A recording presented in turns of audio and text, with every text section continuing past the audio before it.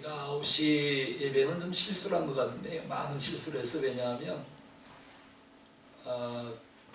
본문 말씀이 베드로전서 1장 6절 12절인데 에베소서 1장 6절 12절을 읽고 설교를 해버려요. 많은 실수를 했지요? 나 오늘 대답 안 하시네. 그 제 이유를 제가 가만히 생각해 보니까 어느 한 영혼이 계속 제 영적인 심기를 괴롭히는 거예요. 거기 정신을 빼앗기다 보니까 본문 말씀도 바꿔서 읽고 이 11시 예배는 제대로 됐습니다. 우리는 본문 속에서 다음에 몇 가지 줄거리를 발견할 수가 있습니다. 첫 번째, 본문 6절을 보시면 여러 가지 시험으로 오는 근심을 잠깐이라고 했습니다. 핸드폰 카톡을 좀 죽여놓으세요. 그리고 본문 6절도 보시면 믿음을 가진 그리스도인이라면 그러한 근심 속에서도 크게 기뻐한다고 한 것입니다. 뿐만 아니라 7절에 보시면 그리스도인이 겪는 시련들은 마치 불로 연단한 없어질 금보다 더 귀하다고 기록하고 있습니다. 왜냐하면 연단과 시련을 겪은 그리스도인은 주님께서 재림하실 때에 상급이 있다는 것이지요. 그래서 7절 후반절을 보시면 재림하실 때에 칭찬과 영광과 존귀를 얻을 것이니라고 기록하고 있는 것입니다. 뿐만 아니라 우리 그리스도인들이 시련을 당하면서도 인내하고 주님을 사랑하는 것은 우리의 영혼이 구원을 받았기 때문이라고 9절에 말씀을 한 것입니다. 이상 5가지 사실을 설명해 주고 있는 것이 본문의 줄거리인 것입니다. 베드로전서는 시련과 연단 속에서 고통당하는 성도들에게 보낸 위로의 격려의 소망의 메시지요 편지인 것입니다. 그러면 하나님은 왜 사랑하는 자녀들을 연단하시고 시련을 하시고 또한 왜 하나님께서 우리에게 근심 걱정을 주시는지 성경 몇 구절을 찾으면서 본문을 이해하도록 하겠습니다. 우리 성도를 연단하시고 시련을 주시는 하나님을 우리는 어떻게 봐야 되느냐, 어떤 시각으로 하나님을 바라봐야 되느냐, 우리를 정금처럼 귀한 존재로 만드시기 위해서 하나님은 우리에게 시련도 주시고 근심도 주시는 것입니다. 욥기서 23장 10절 나의 가는 길을 오직 그가 아시나니 그가 나를 단련하신 후에는 내가 정금같이 나오리라고 한 것입니다. 하나님께서 우리에게 주시는 권한은 우리를 하나님의 귀한 자로 만드시기 위한 축복이었음을 알 수가 있는 것입니다. 야고보 1장 12절 시험을 참는 자는 복이 있도다. 이것이 옳다함을 인정받은 후에는 주께서 자기를 사랑하는 자들에게 약속하신 생명의 면류관을 얻을 것임이라고 했습니다.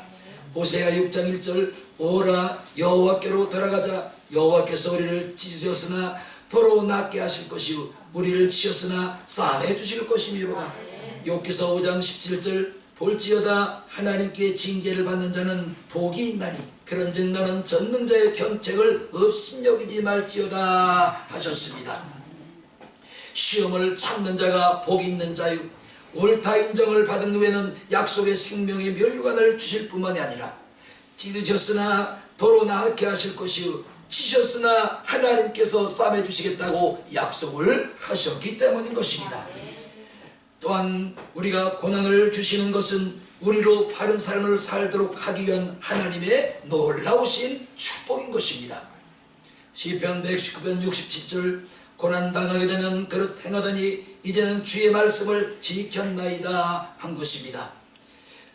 이렇게 고난을 통하여 사람은 그릇된 일에서 벗어나 바른 길을 걷게 되는 것입니다. 이 시련과 고난이 없으면 우리가 하나님께서 바른 길이 어떤 길인지를 알 수가 없는 것이지요. 그래서 고난 당한 다음에 알게 되고 시험 당한 다음에 깨우치게 되고 매를 맞고 난 다음에 후회하고 하나님께로 돌아오는 것이지요. 그래서 시편 1편 1절 2절 복 있는 사람은 낙인의 길을 쫓지 아니하며 죄인의 길에 서지 아니하며 오만한 자리에 앉지 아니하고 오직 여호와의 율법을 줄구하며 그 율법을 주야로 묵상하는 자로다고 말씀을 하셨습니다. 이런 자에겐 입술가 마르지 않같이 그 행사를 형통하게 하시리라 하고 말씀을 하신 것입니다. 또한 우리에게 환난을 주시는 것은 우리로 기도하는 자리로 돌아오도록 하시기 위한 하나님의 축복의 메시지인 것입니다. 역대하 33장 12절 보시면 저가 환난을 당하여 그 하나님 여호와께 간구하고 그 열조의 하나님 앞에 크게 겸비하여 기도한 고로 하나님이 그 기도를 받으시며 그 간구를 들으시리로다 하신 것입니다. 이제 이렇게 하나님이 허락하신 고난은 우리를 괴롭게 하려고 고난을 주시는 것이 아닌 것입니다. 우리에게 겸손한 마음을 주셔서 하나님 앞에 나와 기도하지 않던 사람들이 하나님 앞으로 나오도록 만드시기 위함이요, 하나님 앞에 무릎 꿇지 않는 영혼들에게 하나님 앞에 무릎을 꿇고 두 손 들고 하나님 앞에 기도할 수 있도록 만드시기 위하여 하나님께서 우리에게 고난을 주시는 것입니다. 시편 50편 15절 환난 날에 나를 부르라 내가 너를 건지리니 내가 나를 영화롭게 하리로다. 야고보 5장 13절 고난당하는 자가 있느냐 저는 기도할 것이요 줄구하는 자가 있느냐 저는 찬송할지니라 하고 말씀을 하셨습니다. 또한 야고보 5장 16절 이러므로 너의 죄를 서로 구하며 병 낫기를 서로 기도하라. 의인의 간구는 역사하는 힘이 있느니라고 말씀을 하신 것입니다. 이렇게 우리에게 환난을 주시는 것은 하나님께서 우리를 기도의 자리로 돌아오도록 하시기 위한 하나님의 축복의 메시지요 응답의 메시지인 것입니다. 또 하나님께서 우리에게 고난을 주신 것은 반드시 뜻이 있습니다. 우리를 회개의 자리로 돌아오도록 하시기 위한 하나님의 영생과 생명의 메시지가 되는 것입니다. 요한계시록 3장 19절 너는 내가 사랑하는 자를 책망하며 징계하노니 그러므로 내가 열심을 내어 회개하라.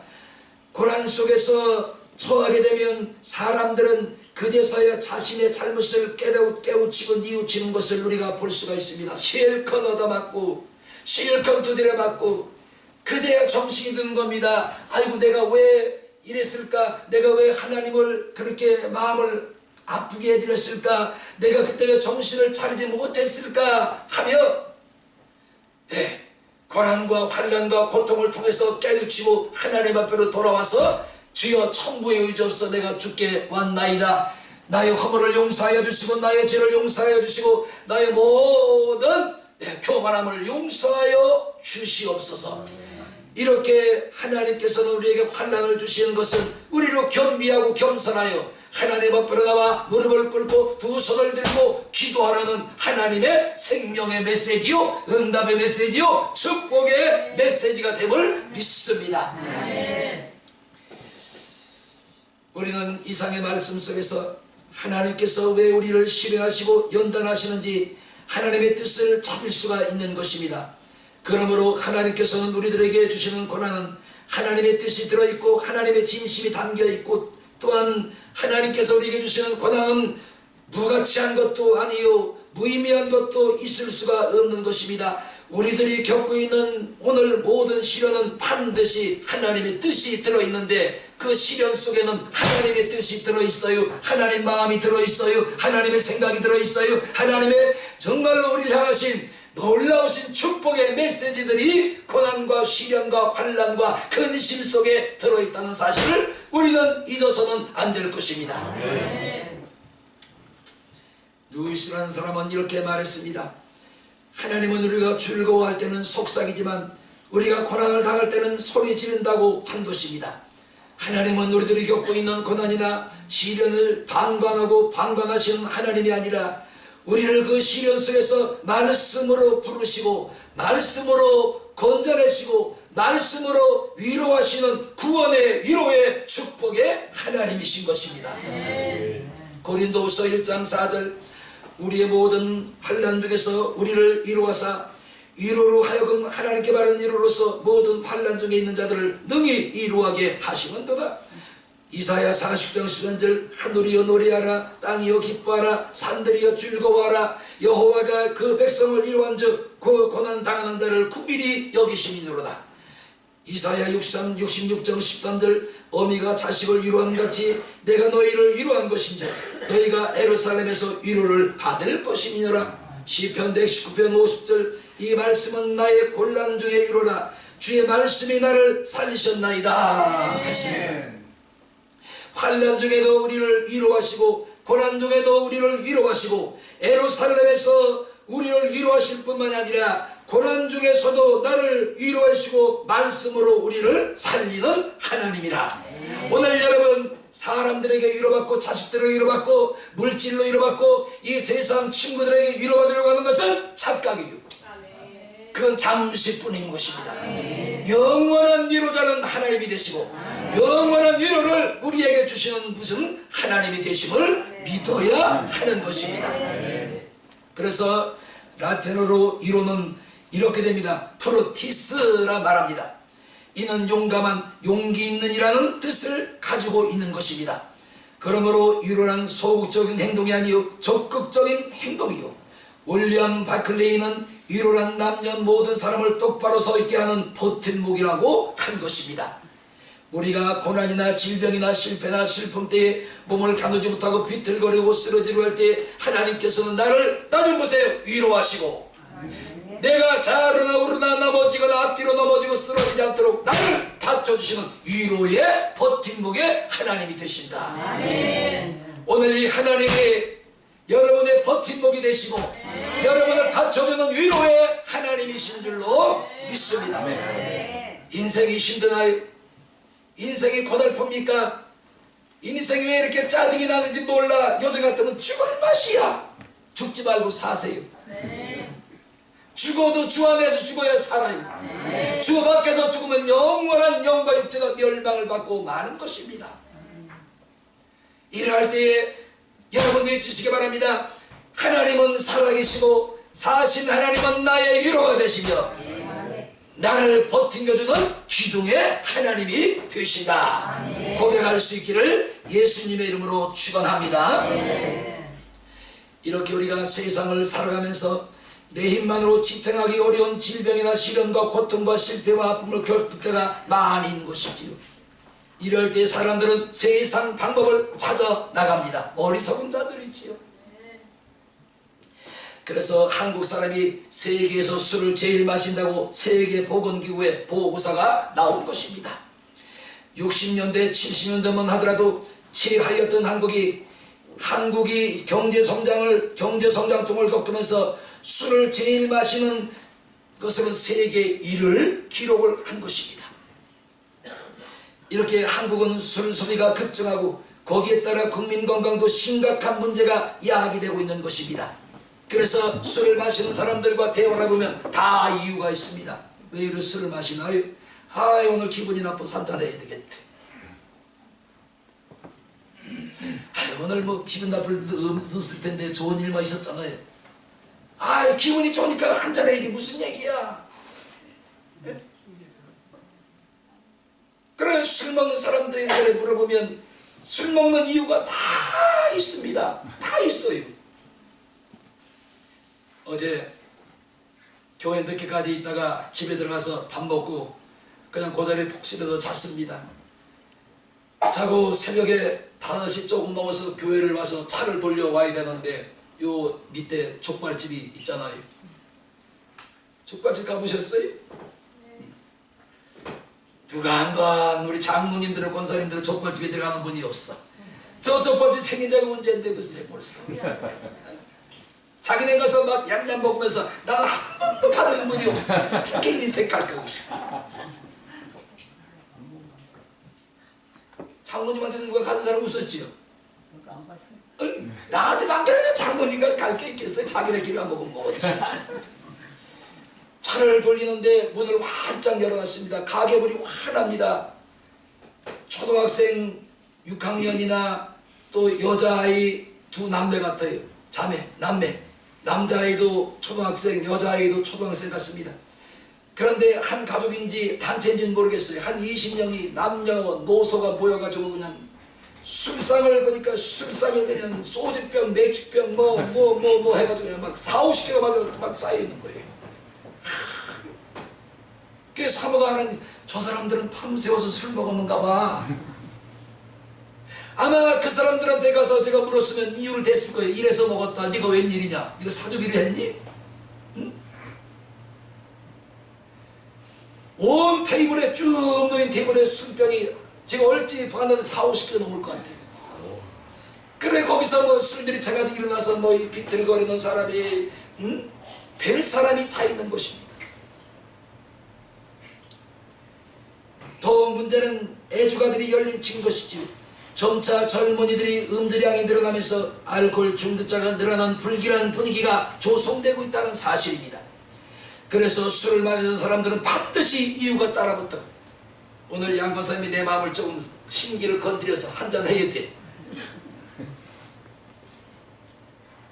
아니 족발집이 생긴 지가 3년이 넘었는데 누가 한 사람 와가지고 목사님 족발 좀 드시겠어요? 아 근데 내도 먹는 애를 처음에 사용하겠지. 아이 그래 가서 한잔 하시죠. 모두들이 따라가잖아. 참 이 집안에 인색해 정말로. 우리 저 장로님들 건데 너무 인색해 정말. 예? 그런데 어느 날 제가 지나가다 보니까 누가 거기 앉아서 뭐 먹고 있는 거예요. 왜 먹는 얘기만 자꾸 하나. 이렇게 술을 마시는지 모르겠습니다. 왜 그러는지 몰라요. 이유가 다 있단 말이지. 아일랜드인에게 술을 마시냐고 물었습니다. 고통과 근심을 잊기 위해서 술을 마신다고 했습니다. 그러면 술을 마시면 도움이 되냐고 했더니 웬걸이요. 마귀가 휘젓고 나간 후에 내 몸과 마음만 남칠 뿐입니다. 여러분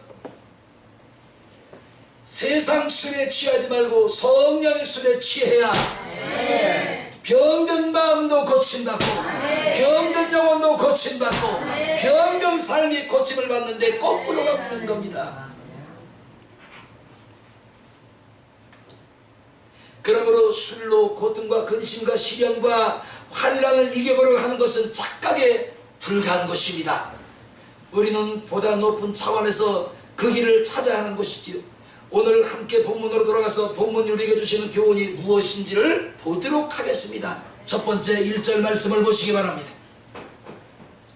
근심은 잠깐이며 믿음을 가진 그리스도인은 그 근심 속에서도 기뻐하라고 말씀을 하셨습니다. 이 세상을 살아가는 사람은 그 누구라도 시련과 고통과 근심이 없을 수는 없습니다. 다 있습니다. 그러나 그것들은 잠시 머물다 가는 것이지 오늘 있던 근심이 내년에도 있으리라 법은 없는 것이지요. 오늘 이 아침에 내 마음에 근심이 가득할지라도 밥을 먹고 났더니 웬일인지 교회에서 해주는 밥을 먹고 나니 근심이 없어진 겁니다. 올 때는 걱정과 근심이 가득 쌓여 심란한 마음으로 왔는데 예배를 드리고 나니까 내 마음에 심란하게 왔던 근심과 걱정과 염려가 씻은 듯이 싹 하고 녹아져 버리고 없어지는 것입니다. 그래서 1절에 근심은 잠깐이며 너희 믿음을 가진 믿음의 자녀들아 항상 근심 가운데서도 기뻐하라고 말씀을 하신 것입니다. 사랑하는 여러분, 근심이 없을 수는 없어요. 근심이 있다는 것은 나도 살아있다는 증거고 여러분도 살아있다는 증거인 것이지요. 근심이 없는 사람은 죽은 사람인 것이지요. 그러나 이 근심이 영원하지 않기 때문에 잠시 후에는 없어질 것이기 때문에 너희는 근심 가운데서도 항상 기뻐하라. 이렇게 되기를 예수의 이름으로 축원합니다. 그러므로 믿음을 가진 우리는 도리어 시련 속에서도 나를 향하신 하나님의 뜻이 무엇인지를 찾을 수 있기 때문에 인내할 수 있고 기뻐할 수 있고 감사할 수가 있는 것입니다. 우리 믿음의 백성들에게 잠시 머물다가 가는 모든 근심, 이것은 나 좀 보세요. 그냥 주시는 게 아니에요. 왠지 자고 일어나는데 문득 생각이 나면서 그게 그럴까 하면 마음에 근심이 찾아오는 것입니다. 이 근심이 영원한 근심이 아닌 것이지요. 하나님께서 이 근심을 통해서 나를 보고 계시는 거예요. 간섭하고 계시는 것입니다. 그래서 너희는 근심이 올 때에 이 근심에 사로잡히지 말고, 근심으로 빨려 들어가지 말고, 근심으로 침몰되지 말고, 근심이 올 때 너희는 기뻐하라. 이것이 하나님의 사랑의 증표, 하나님의 음성이요 하나님의 축복임을 우리가 믿어야 한다는 것이에요. 따라합시다. 근심이 올 때에 기뻐하자. 반대로 가면 안 됩니다.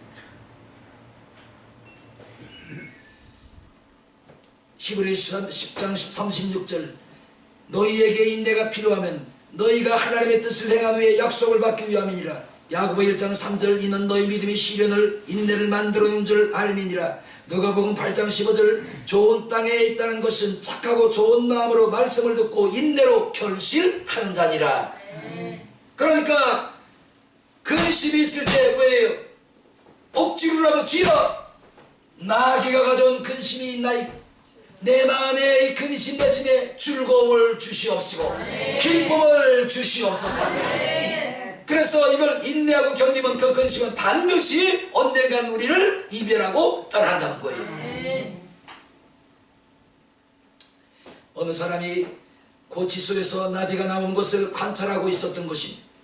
나비가 고치 속에서 구멍을 뚫고 나오는데 구멍이 좁기 때문에 빠져나오는데 안간힘을 쓰는 것을 보고 조그만 가위를 들고 있다가 고치 속에서 나비가 나오는 것을 쉽게 나오도록 가위로 그 고치 나오는 근육을 넓게 잘라준 것입니다.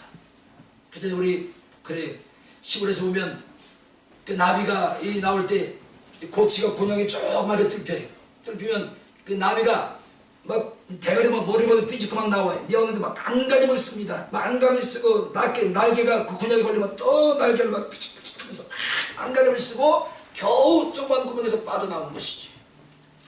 이것을 본 어느 사람이 조그만 가위를 들고 있다 고치 속에서 나비가 빠져나오는 것을 보고 고통을 덜어주고 싶어서 그 구멍을 크게 가위로 이렇게 잘라준 것입니다. 그런데 나비가 쉽게 구멍에서 빠져나오는 것이에요. 그런데 일이 생긴 겁니다. 조그만 구멍에서 용두림을 치고 몸부림을 치고 있는 힘을 다해서 빠져나온 이 나비는 훨훨 날아서 창공을 날아가는 것이었어요. 그런데 근육을 크게 둬서 쉽게 나온 나비는 날개만 퍼덕거리지 날지를 못하는 것이었습니다. 그 원인이 뭐냐면 이 좁은 고치 속에서 나오면서 몸부림을 치면서 힘있게 고통스럽게 나온 나비는 어깨에 있는 힘이 날개 끝까지 뻗쳐나가서 나비가 훨훨 자유롭게 날릴 수가 있었지만 쉽게 나온 나비는 어깨에만 힘이 들어가고 밑에 날개 주변에 힘이 없어서 그냥 날개만 퍼덕거리고 날지를 못했던 것입니다.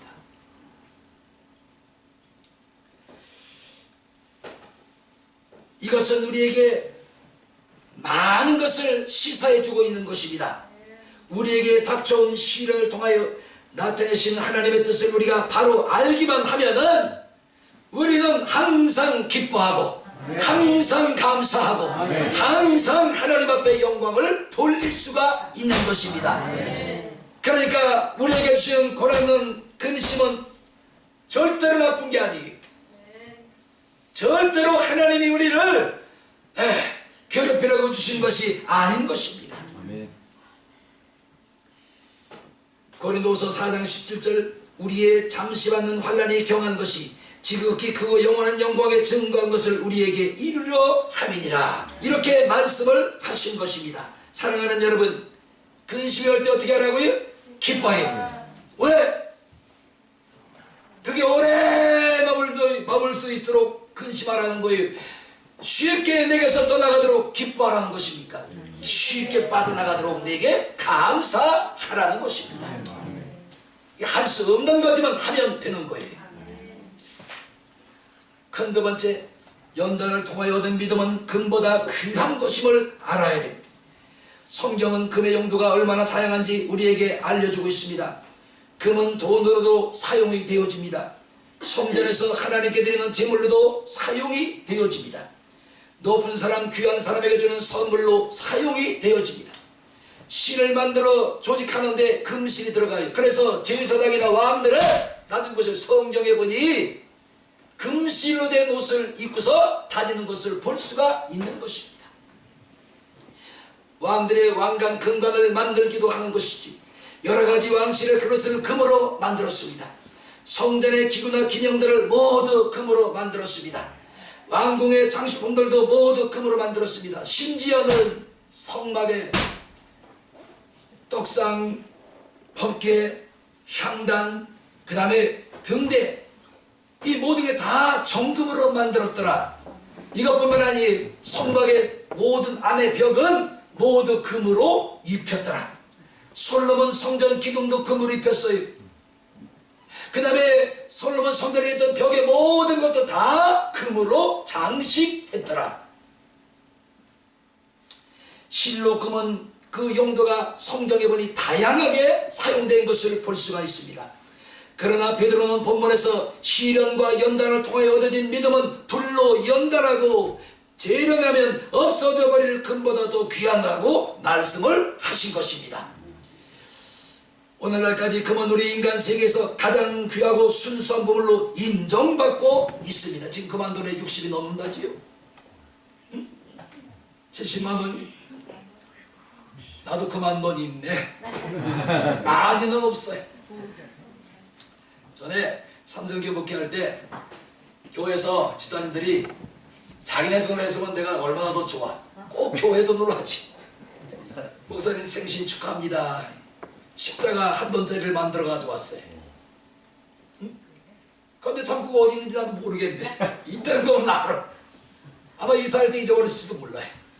한번 찾아봐야 될 것 같아요. 샘나요? 배 아파요? 큰 거 아니에요? 돈이 60만 원인데 권세이 많고요.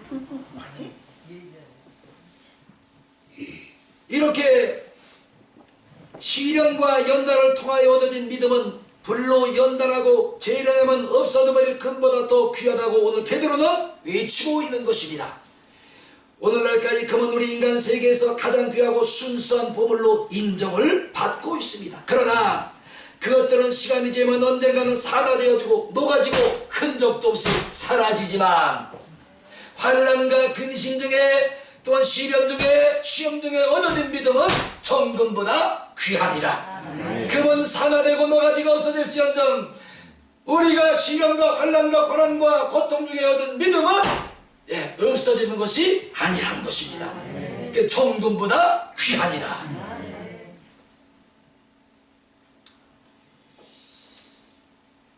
그래서 우리는 이 믿음으로 구원도 받았습니다. 이 믿음으로 병든 사람은 병도 고쳤고요. 이 믿음으로 문제도 해결하고 이 믿음으로 시련도 이겨내고 인내할 수가 있는 것이지요. 그래서 성경은 이 믿음으로 나라들을 이기기도 하고 칼을 피하기도 하고 쇠여자 사자를 이겨냈다고 기록하고 있는 것입니다. 히브리서 11장 32절 34절 내가 무슨 말을 더하리요? 기드온, 바락, 삼손, 입다, 다윗, 사무엘 및 선지자들이 말을 하려면 내가 시간이 부족하리라. 저희가 믿음으로 나라를 이기기도 하며 의를 행하기도 하며 약속을 받기도 하며 사자들의 입을 막기도 하며 불의 세력을 멸하기도 하며 칼날을 피하기도 하며 연약한 가운데 강하게 되며 전쟁에서 용맹되어 이방 사람들의 집을 물리쳤도다.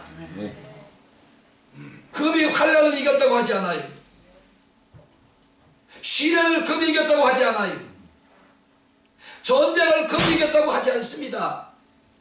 환난을 이긴 것도 믿음이요, 시련을 이긴 것도 믿음이요, 시험을 이긴 것도 믿음이요, 근심을 이긴 것도 믿음이요, 전쟁을 이긴 것도 믿음이니라. 사자 입에서 다니엘이 살아나온 것도 믿음으로 이겼다는 거예요.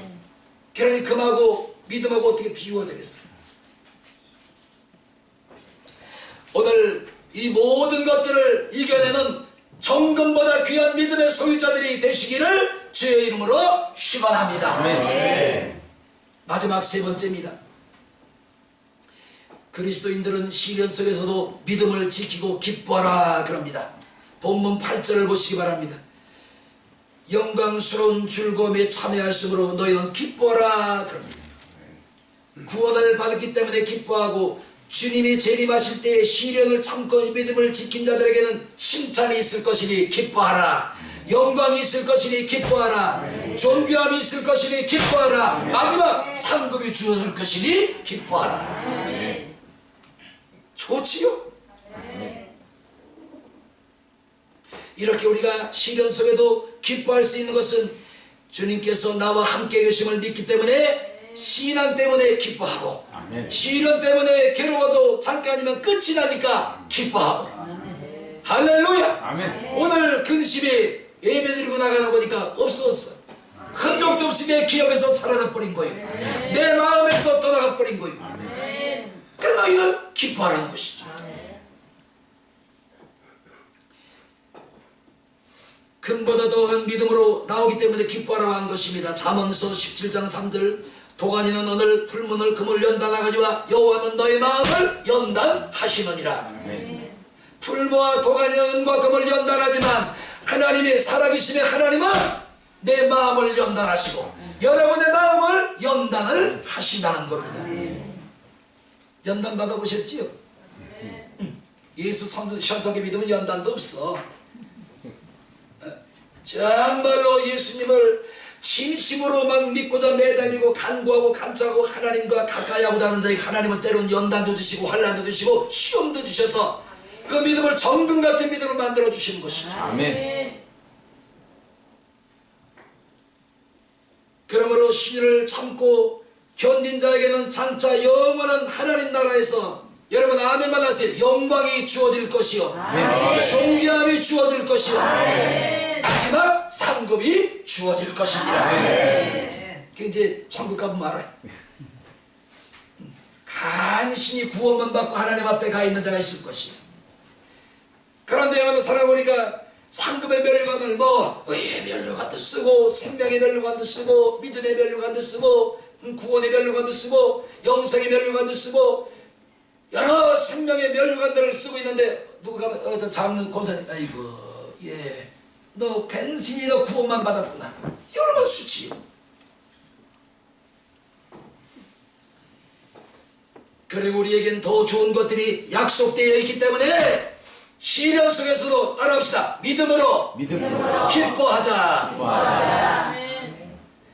나도 여러분도 우리 앞에, 여러분 앞에 하나님께도 좋은 것들을 준비하고 계시기 때문에 너희는 믿음 안에서 시련이 올 때 기뻐하라고 말씀을 하신 것입니다. 히브리 11장 40절, 이는 우리를 위하여 더 좋은 것을 예비하셨은즉 우리가 아니면 저희로 온전함을 이루지 못하게 하려 함이니라. 거기 보니까 우리를 위하여 더 좋은 것을 예비하였은즉, 죄를 위해서가 아니래요. 우리를 위해서, 더 가까이 있는 나를 위해서. 따라합시다. 주여, 나를 위해서 더 좋은 것들을 예비하심을 감사하나이다. 하나님께서 나를 위해서 더 좋은 것들을 지금 준비하고 예배해 놓고 계신다는 거예요. 그런데 이건 아무나 가질 수가 없는 것이지요. 시련을 이겨낸 자, 근심 걱정을 이겨낸 자, 환난을 이겨낸 자, 고통을 이겨낸 자, 불신을 이겨낸 자, 더러운 마귀를 이겨낸 자, 이런 자에게 하나님께도 좋은 것들을 준비하고 계신답니다. 막 준비하는 게 아니고 이미 준비되어 있는 거예요. 내가 하는 말이 잘 안 믿어지는가 본데 우리 히브리서 11장으로 갑시다. 40절을 같이 보겠습니다.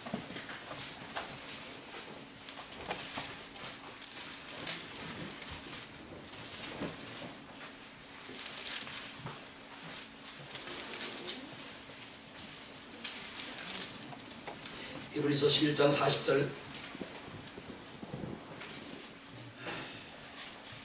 여기 화면에 나오니까 화면 보고 읽으세요. 평상시 앉았던 성경을 찾으려니까 그냥 예배가 끝나도 못 찾아. 그러니까 하면, 자 같이 시작. 이는 하나님이 우리를 위하여 더 좋은 것을 예비하셨은즉 우리가 아니면 저희로 온전함을 이루지 하리라. 근데 이게 아무나 주는 게 아니에요. 이긴 자, 승리한 자, 이런 자에게 하나님이 더 좋은 것들을 이미 막 서둘러 준비하는 게 아니라 이미 준비해 놓고 계신 것입니다. 상급들을 여러분의 상급으로 다 만드시기를 예수님의 이름으로 축원합니다. 사랑하는 여러분, 생명력 있는 믿음을 가지시고 예수 섬깁시다. 예수의 생명이 없는 믿음은 모두가 헛것입니다. 따라합시다. 내 안에 내 안에 예수의 생명이 있으니 예수의 생명이 있으니 상급을 받아야 못 받아야 받을 수가 있다. 30년 40년을 교회를 들락거려도 그 심령에 예수의 생명이 없는 사람이 허다합니다. 돈만 받으러가면 저 교인이야. 성도도 아니고 왜 교인이래요. 교인. 성도라면 그래도 이해가 가. 교인, 얘가 교인이래. 교인. 여러분, 교인하고 성도는 뭔 차이가 있어요? 교인은 그 교회만 들락거리는 거예요. 예수의 생명이 있는지 없는지도 모르고 교회만 왔다 갔다 하는 것이지. 그러나 성도는 뭐예요? 말 그대로 거룩한 하나님의 생명을 입은 성도. 아멘.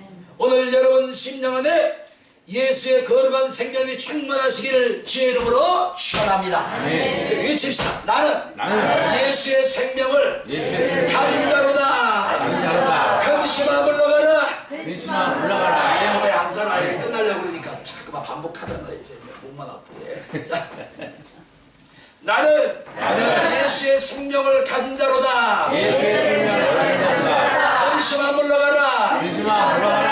환난도 물러가라. 걱정도 물러가라. 걱정도 물러가라. 시련도 물러갈지어다. 마귀도 물러갈지어다. 이런 자에게 하나님이 더 좋은 것을 준비해 놓고 기다리십니다.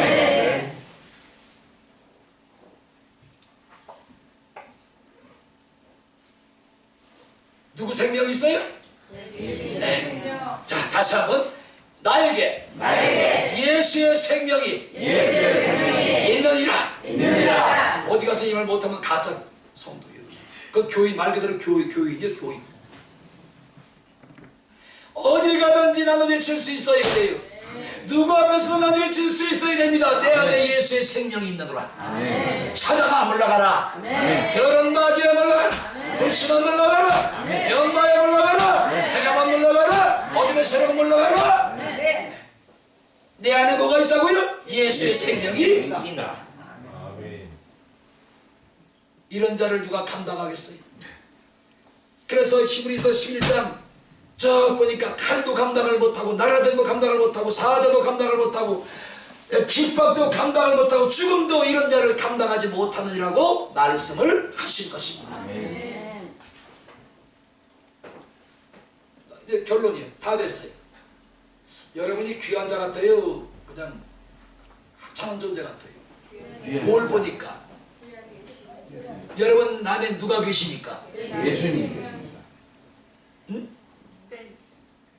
여러분 안에 누가 계시니까 여러분 귀한 자예요? 알기들은 아시는 거예요. 그래서 그만한다고 자꾸 나오니 어떻게? 고린도후서 4장 6절 7절 8절 9절을 보시면 이렇게 바울이 말합니다. 내 안에 예수의 생명이 있느니라. 그건 생명으로 그러지 않았어요. 내 안에 보배로운 생명이 있느니라. 그 보배가 뭐예요? 예수의 생명이란 말이에요. 그러므로 나를 거꾸로 팀을 당할지라도 나는 거꾸로 팀을 당하지 아니할 것이요. 너희가 나를 우겨싸움을 한다 할지라도 나는 예수의 생명을 가진 자로 돼. 어둠의 세력들은 나는 너희가 나를 어둠으로 나를 에워쌀 수가 없느니라. 우리는 이긴 자예요, 진 자예요? 이긴 자.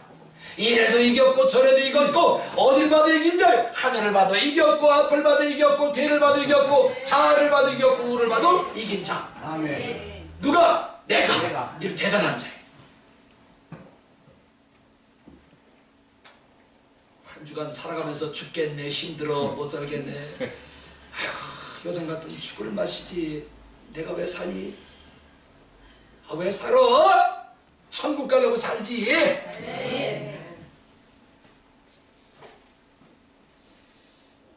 이제 그만합시다. 기도해.